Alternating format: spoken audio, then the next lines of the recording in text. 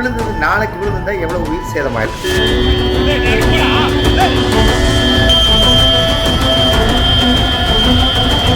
இதை பார்த்தோன்னே கொஞ்சம் அதிர்ச்சியாக இருந்துச்சு.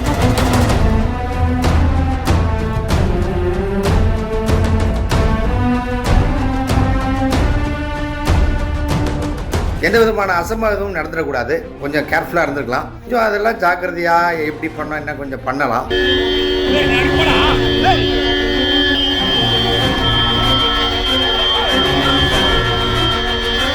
நாளைக்கு மதுரையில் நம்ம தமிழக வெற்றி கழகத்துடைய 2வது மாநில மாநாடு நடக்குது.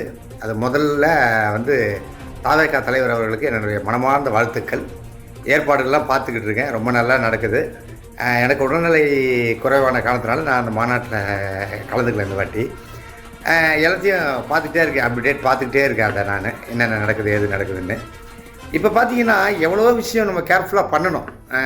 இப்படி ஒரு பெரிய விஷயம் நடக்கும்போது இன்றைக்கி பார்த்தீங்கன்னா அந்த கொடிக்கம்பம் வந்து இப்போ கீழே விழுந்துருக்கு அப்படின்னு சொல்லிட்டு ஒரு இதை பார்த்தேன். கொஞ்சம் அதெல்லாம் ஜாக்கிரதையாக எப்படி பண்ணோம் என்ன கொஞ்சம் பண்ணலாம். இது பாலாஜியுடைய சின்ன கருத்து.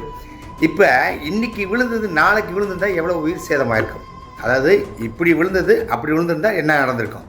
அதனால் இதெல்லாம் கொஞ்சம் கேர்ஃபுல்லாக பார்த்து நடக்கணும். இது ஒரு கட்சி ரீதியாகவோ இல்லை வந்துட்டு ஒரு நடிகராகவோ நான் இது பேசலை. ஒரு ஜென்ரலாக ஒரு பப்ளிக் ஒரு ஆடியன்ஸாக பேசுகிறேன். ஏன்னா நாளைக்கெல்லாம் பார்த்தீங்கன்னா அவ்வளவு இடம் நிறைய நெரிசல் இருக்கும்.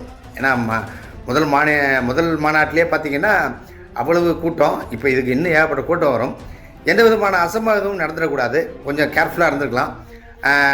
கொஞ்சம் பார்த்து என்ன மாதிரி அதுக்கான இது எடுக்கணும்னு பார்த்துங்க. இதை பார்த்தோன்னே எனக்கு கொஞ்சம் அதிர்ச்சியாக இருந்துச்சு. ஏன்னா ஒரு உயிர் போச்சுன்னா கூட அது பெரிய நமக்கு தான் சங்கடம். அதனால் வந்து கேர்ஃபுல்லாக இது பண்ணுங்கள். மாநாட்டுக்கு என்னுடைய வாழ்த்துக்கள்.